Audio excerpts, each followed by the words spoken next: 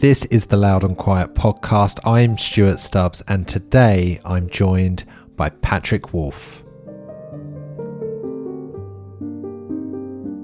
Patrick is currently aged 41 years old. He was born and grew up in southwest London, and in 2003 released his debut album, Lycanthropy. Since then, he has released 5 more albums and a few EPs. His music usually consists of violin, piano, keyboards, ukulele, accordion, mandolin, guitar and bass, giving it a baroque pop feel, but it also features elements of what became known in the mid-2000s as folktronica. Patrick sings in a very deep croon, and I have been a fan of his since the beginning, really. 2005 is when I started doing Loud and Quiet in its original form as a printed fanzine, and around that time we had him on the cover of one of our very early fanzines, something that I took to him when we recorded this interview and presented to him, so stay tuned to hear his reactions. I think he took it quite well. In 2007, Patrick had some major label success with his third record, The Magic Position, and in the same year he also modelled for Burberry. But over the last 10 years, Patrick has experienced some of the most traumatic and dramatic things that anyone can go through, including addiction, grief, financial and legal troubles, and serious injury. I had a great idea for us to do this walking along the Kent coast with the sea dropping away to our side, beautiful sunshine, seagulls in the air. But on the day of recording, when I got to our meeting place a little earlier just to see what conditions were like, it was clear that that was a terrible idea. So I carried on driving to Patrick's house, where in his garden he has got the most incredible garden studio that I've certainly ever seen. It's in a converted double garage, and in this one room he has 4 corners, as most rooms have, but each corner has been set up with a different station. He's got a writing area and a library. He's got a TV studio that he uses for his Patreon concerts. He's got his recording studio with all of his instruments in one corner, and then in this final corner where we're going to start this conversation, he's got all of his clothes and his stage costumes and the sewing machine that he makes them on. In the other corner is the recent addition. I got rid of my bicycle because I've never cycled since I moved down. There are too many cliffs and hills, and it's my costume making area. So I realized how much I was making, especially for the album artwork. I don't have any of the connections I used to living in London, and I kind of don't want them. So in terms of, stylist or calling up designers for pieces, I can't call Alexander McQueen's studio anymore because I think they probably think I'm dead, So, so I decided to get back to what I used to do, was make all my own clothes. Yeah. Are you enjoying that? Are you enjoying getting back into that? I'm really enjoying it. It feels very, if I'm furious about something, then although the sewing machine is not the place to take your anger out because it registers it and everything goes wrong, but there's something about, I think I have to calm down in order to be productive there. It's a very, very holistic area for me. Yeah, very pragmatic. Sure. It's either gardening or sewing gets me into, gets some of the rage out of me. Yeah. Of the modern world. It's like the perfect space, I think. Like, you've got these 4 zones. It's a beautiful garden. It's a lovely day. We're in Ramsgate. How long have you been here? So it's coming up to like 5 years. Okay. I was thinking about it when I got sober, was in June 2020, and then I was here by May the 1st, the year after, and then I moved into this house on Halloween. Kent as an area, I know, has become East Kent. Yeah, I'm very specific about that, yeah. Why is that? Well, like Middle Kent is like Tunbridge Wells, North Kent is Gillingham. I like Medway. I'm not saying I don't like these places. I just feel an affinity with something about, East Kent goes, I don't know. I don't know. There's even like the local folklore changes when you get to East Kent. There are some very specific things about the the borderland of East Kent, of seeing France on the other side of the cliffs, of the rhythm here. It's not Tunbridge Wells. Yeah. It is very different to Tunbridge Wells. And Medway has that slight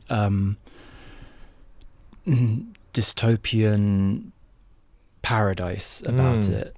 It's interesting actually, because I'm from Essex. I'm from Southend in Essex, and people talk about Essex probably in a similar way to the way they talk about Kent, and by lumping it all together. But you're dead right. You don't actually have to travel far within a county like Kent or Essex to realise how different places are.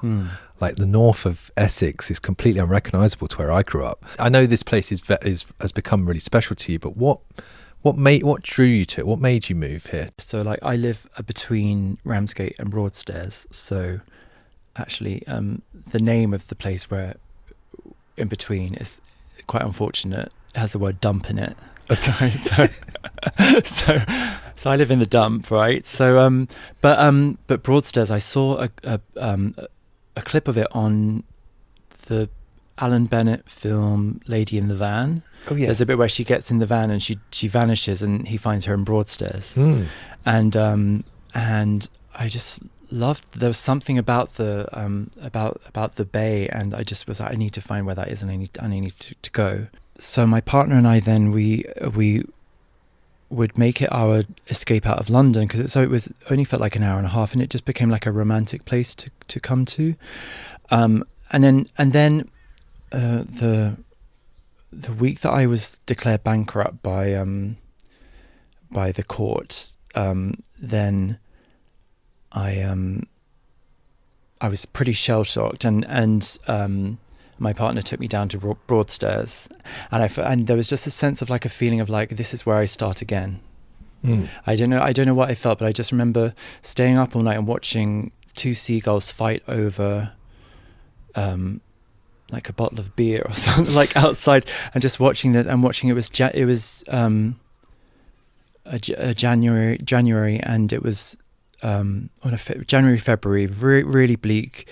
And I just felt at home. I just felt like in this out of season. And the strange thing is, like on Wind in the Wires, my second album, I had imagined I had a lover down in who had a family in Penzance and Hale, and the whole mythology of Wind in the Wires was based around this really I'd say it was too hardcore for Thomas Hardy, but it was like this very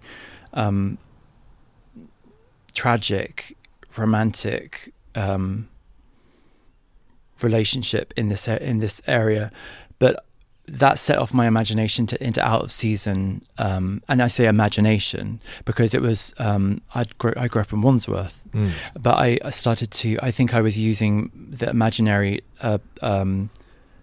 the places I saw on the train trips down there, like Teignmouth, the Ferris wheel on the, but I don't even know if there was a Ferris wheel, but I was sketching out this how I felt, but using out of low season England to tell that story. And then when I think it was like that always felt like home wherever that was where I was describing. And then it wasn't until I did my first winter here that I realized there's a song called This Weather, and it basically it like prophetically describes what it is to do a winter here. And I just was like, I think I kind of wrote about this place, and I'd like to say it was a prophecy. Wind in the Wires. That was, I was describing where I needed to I was going to live one day. Yeah. And now you found it. Was it just that you were sort of bored of London? Did you just need to change it up? Did you want a quieter existence? No, I was I was very ill and tired of London. I guess in a way I felt like it had spat me out, and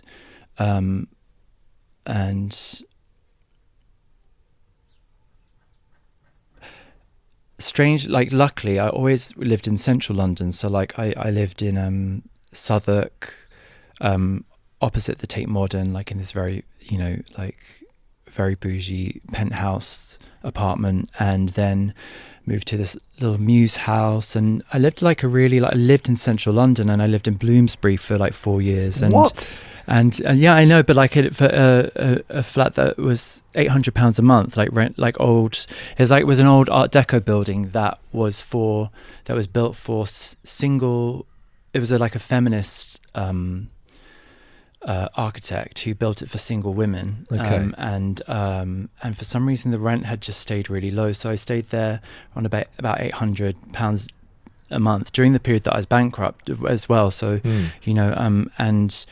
and then my mother died, and sorry, just some great positive moments in my life, just to trauma dump on everybody. But I was like, when she died, I had a lump sum of money, and I was like, well, I'm going to try to stay in London, which led me to buying like literally the cheapest flat you could in London on Rightmove. I was just like, okay, I'm good. It's my last chance at holding on here financially if I can stay. And it was just I really spiraled there mentally. And where was that flat? In Perryvale. You might Lewisham. You said you're from. I'm living in Lewisham now. Lewisham. Yeah. Right. So it's like between Sydenham and Catford, and it's like a small area in between there. Right. Okay. But it was like I moved in there 3 months before the pandemic hit, on an 8th floor of a tower block, and the thing, like romantically, I all I saw was this view over. I could see across the whole of London from a distance, and on the other side, I could see. In my head, it was like this liminal world where I could like wander, and when I actually started exploring, so there was London that side, and I was like, okay, I've lived here. I'm like, how old am I now? I'm like 35. But in the distance, I was still looking for I was looking for something that would inspire me to work and to come back to life and come back to work, come back to writing, and I thought I would find it there, but I would just wander, and I couldn't get, and I keep on walking for like hours, and I just end up in Bromley or Beckenham, or I just felt like completely trapped by this city. It just was like endless, and just got, and I was like, well, how do I get inspired by this area? Well, research people that lived or made stuff here, and so I ended up discovering like the Bromley contingent and listening to Susie the Banshees for the first time, and like really getting into that, but it really didn't help. it just made me feel like to get darker and more anxious. And like, it was like the most inspiring thing I could find was the Chislehurst Caves, and I was like, oh, I'm going to make an album in the caves, and I got permission to do it, and pandemic happened, and I realized I had gone from getting clean in 2016 to becoming a full-blown alcoholic. Like, what do they say? Some people use the word functioning, like whatever the opposite of functioning is, so deathly. And when you weren't functioning. No, like malfunctioning. Yeah. And very ill, and the whole building just became possessed in that way for me. And London just felt like I had reached not the end of the road, but I've been kicked off the road. And I just thought there's no way back there, and I don't want to go back, and I knew that if I was going to be sober, then I needed to be, I needed to every day have something that I didn't put in my body that gave me a sense of wonder, and for me that was an element bigger than me. So for me, that's always been the center of a city can feel like bigger than you. That's exciting, being in the desert, being up a mountain, being in a huge forest, being lost, having something as a human being. It's really important to have to not feel like you're on top of, like you're bigger than everything, like, and or you're too big for this space. To have something that completely makes you feel small. So I needed to be by the sea. I realized that.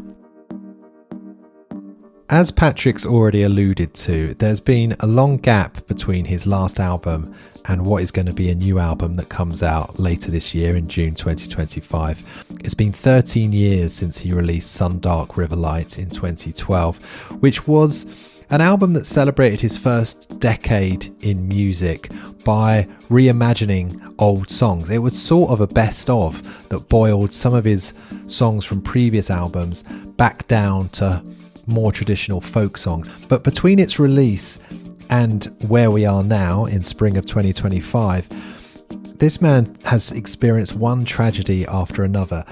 It includes addiction to alcohol and hard drugs. In 2018, his mother died. He was involved in a hit and run accident where he was a pedestrian whilst in Italy. And in 2017, he was declared bankrupt after it turned out his manager and accountant had been failing to pay his taxes. I have a theory that chaos begets chaos. You know, so if you are, you know, at the heart of all of this stuff is somebody without any self-control, without any healing of any raw nerve, all the nerve endings, like you've wired a plug and put the earth you put all the different colors in the wrong places, like, and there's a sense of responsibility that I take for all of those things that happened. The bankruptcy came through financial abuse through a management system and accountant for 8 years of my life. You know, at the end of the day, the only person that could ever have found that out was somebody that decided to take a little bit of responsibility for their finances and investigate these things. Of course, they should never have done those things in the first place. But at the end of the day, it didn't stop until I wised up a bit. I'm sorry those things happened to me in one way, but I also believe that those things stopped happening when I decided to change my behavior. You know. Yeah. I do know. There's a pattern of people entering rock bottom, that it's not just that they can't stop drinking or they can't stop using. It's that they're losing their relationships, their house, they're breaking their mobile phone every week. They've lost their 10 passports, like me. I used to go through a phone every month, you know, and from what? From just dropping it, running it over, putting it in the bath, just like you know, I went 10 passports. I had the government people calling me up saying, you're not allowed another one, we think you might be committing fraud. You know, like, I haven't lost a passport since I've got sober. I still have the same phone. You know, there's and if you look at that on a macro scale, of course it would most likely that I would get run over or you know. So even like being hit by a car in Italy, you take a certain amount of responsibility for. I take it as a big warning sign that you know, as well. But you know, I had to romanticize it because, like, on one side, at the end of that road was where Byron's. It was a beach in Lago del Pacini in Via Reggio, was where Byron's body washed up on the shore, you know. So I'm like romanticizing it at the time, you know, and still like, and it's like, yeah, you know, it's like near it was all quite like you know, kind of glamorous, and felt like part of, you know, I didn't take it, I just didn't take it very seriously for another few years, basically. But I saw it that I do take it as one of the many things that happened because I was a bit of a vortex, really. Yeah, I was a black hole. Way back when that last record came out, we actually spoke on the phone for an interview for the magazine. And I don't know if you were just there, you just happened to be there, but were you living in LA at that point? And you spoke to me from LA. That would have been terrifying. Okay, yeah, that's not a great place for me. But you were there at that point. Around that time, though, of releasing that record, what was the sort of plan? Obviously, it's 13 years between records is obviously a very long time. There's a lot's happened. But when you think back to that time of 2012, was the plan to put out that record, tour it, promote it, and then make another record within, as you normally, as an artist normally would within 2 or 3, 4 years? Can you remember what was the plan back then, or was there not one? I do remember because I had started to work out that there was something very dark-sided happening with my management and perhaps with my accounts, and I needed to get out of that situation, and because I didn't really know any other alternative, I was like, well, I just need all this to stop so I can work out what's going on. And so I started to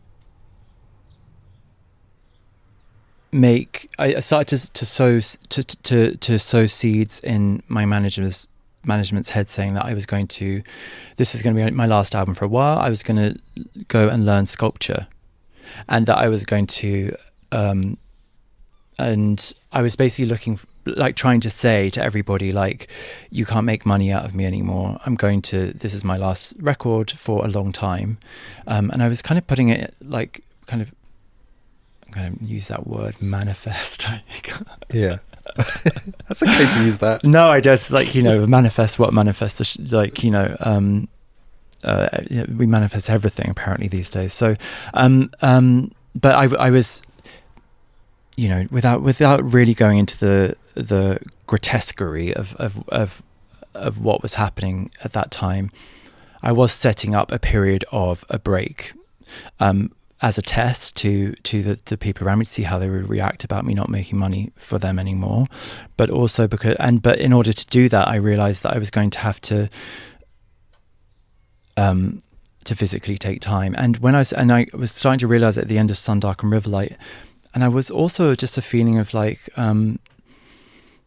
just felt like a sense of a chapter of work ending. And I'm talking about not like the recent album, but the thing I started at 18, I felt like was coming to a natural end. I don't in this studio, I've got 2 albums I'm preparing to come after this album. I've always had another project on the go. When I was making Lycanthropy, I was demoing some songs for the Magic Position. When I was doing Wind in the Wires, some of the songs ended up on The Bachelor. There was always kind of a 2-album, there's always a long distance element to what I was doing, and there was just nothing coming to me at all. And it was I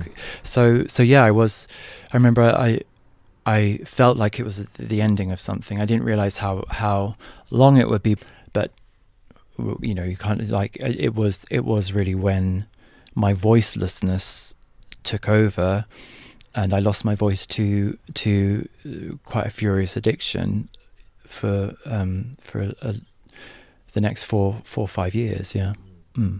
Has there ever been a point within that period of time where you sort of told yourself, I don't think I'm going to make another record, I don't think I've got it in me? I mean, exactly that. And it was when I was assigned a psychotherapist by the NHS.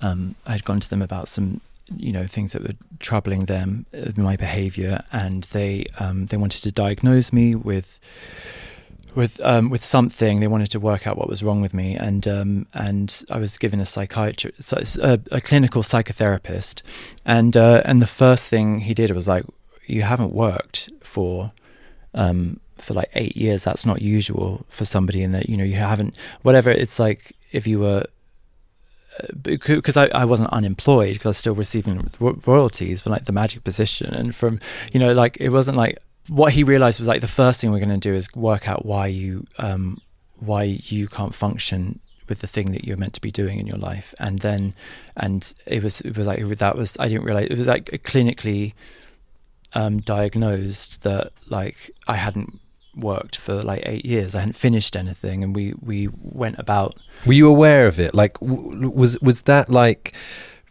being told that number? Was that like a sudden realization, or were you constantly aware of the fact like, shit, I've not made something again?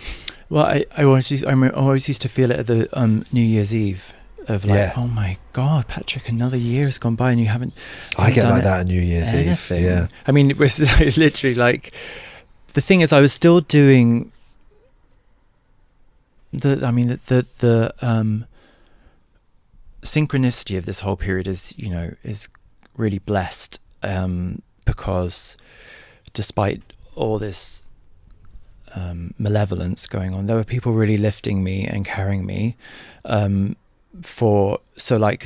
That weekend where I played, there was like this, like about a month basically, where I'd already been playing fiddle with Patti Smith in her band at the end of Lupercalia, and into Sundark and Riverlight during this. So 2010 to 2012, I had met Patti at Larne Festival, and then and then I had fired my management, which meant I also had to lose my booking agent, my accountant. Like, I lost basically all contacts to the music industry very, very rapidly. And so the weekend that I lost my booking agent, I did a show with Patti at Royal Festival Hall for like the Yoko Ono, the Double Fantasy album. So I had to sing 3 Yoko and John Lennon songs, and did a song with Patti. We did Beautiful Boy. Anyway, so that was all really magical. But she then, her booking agent was in the room, and she said, Andy, look after Patrick. He hasn't got a booking agent. And then basically he put me on tour, because then I had all these legal problems with, because I'd fired the management, but then I had to get a lump sum in order to get my rights back off them of all my early work, so that it wasn't like. So anyway, I had to come up with this huge amount of money to get that back, and then he put me on the road to do that. And in the meantime, over those years, I was playing with Patti every 3 months, or quite a lot of shows. Even if I was in LA, I'd do a show over there. But so I was still like functioning as a musician. I was still doing things.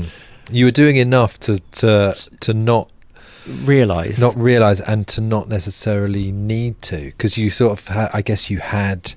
Well, I'm doing this. I'm still a working musician. I'm just not making a record right now, and that's okay. Yeah, I was very aware, and the addiction was, it's just, and the way, the type of addiction it was is a swallower of people's voices and souls, and I'd noticed that I was going down that path quite quickly.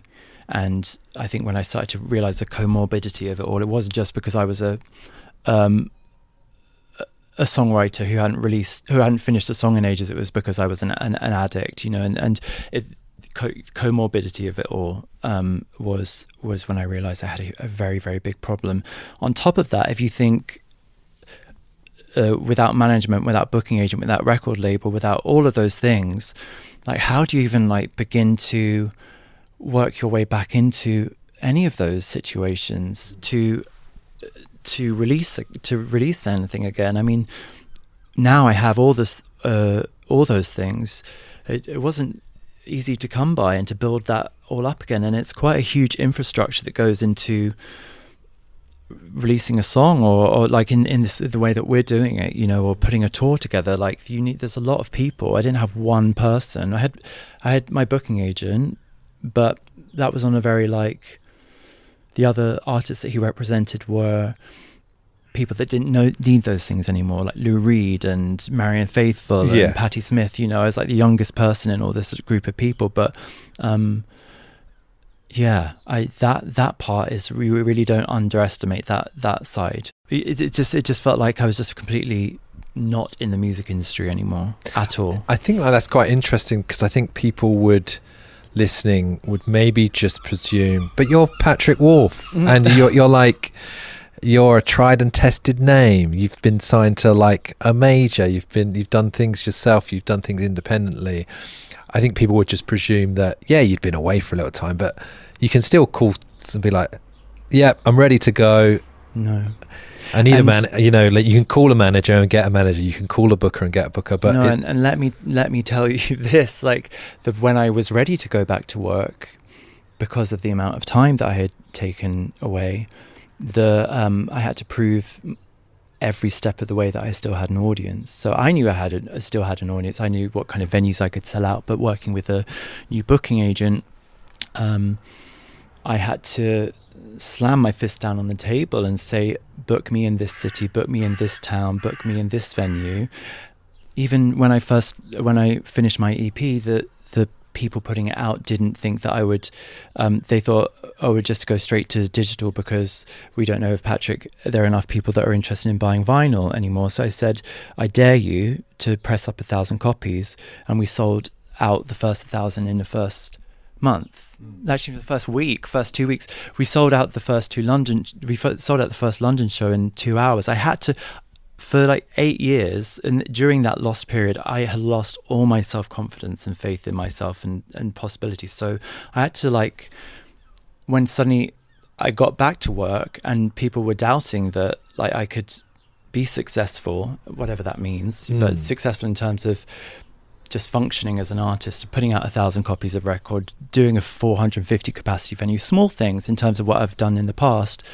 But like, I felt like I was being punished for taking that time away. There was apart from my management, there was no faith in the fact that, like, it's like the music industry says, take time, take your mental health and stuff, but it's like, but not too long, because then you're useless to us. You know? So it was a lot of that. And even last year, I had to really prove that there was an audience still in Berlin. There's an audience still in all the major cities that I worked really hard for since I was 18.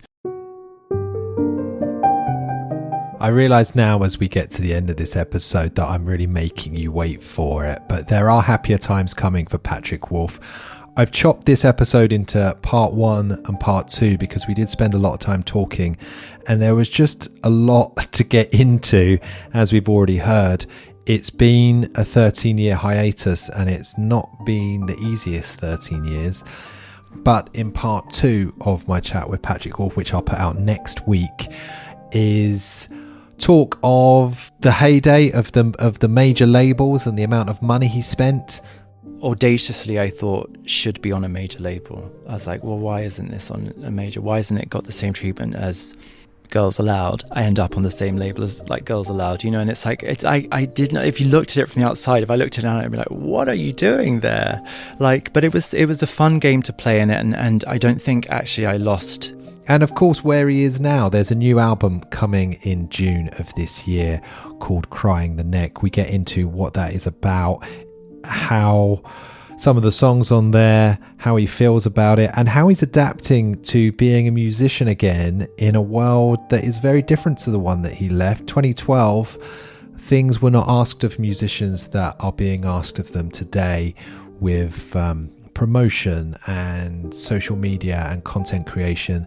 Luckily for Patrick Wolf, he's got a lot of that in his locker because he's always been a very industrious person.